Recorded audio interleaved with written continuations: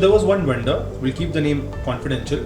They were working with a big advisory firm, and they were told to position their product as AI first, because that was actually trending in their category. So the vendors spent 8 months of their time rebuilding their messaging, re-engineering the parts of the roadmap, and chase a vision that wasn't simply theirs. And the result, they lost nearly 40% of their core customer base because the customers didn't see the alignment between the vendor's new message and their needs. The growth stalled and internal teams were confused, and it was a strategic derailment. I remember that company, Amandeep, because when they came to us, they were so frustrated and burnt out, but they were still very passionate about their product. So we worked closely with them and we helped them connect their brand positioning with their actual customer needs.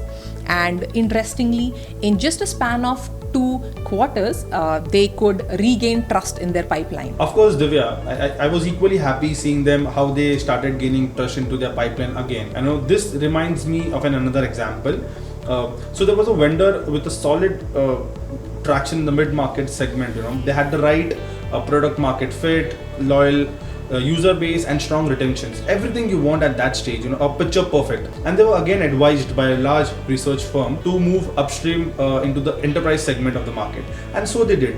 They hired an enterprise sales team, restructured their pricing, redesigned their UI for larger deployments, but the move backfired.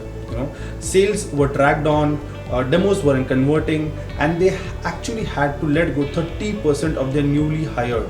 And they eventually retreated back to the mid-market segment. So I remember that one, Amandeep, because I remember that vendor when they came to us, and the first thing we told them was you weren't failing because your product was wrong, but you were failing because your target audience and messaging changed, but your DNA did. So we worked very closely with them. We helped them redefine the GTM strategy.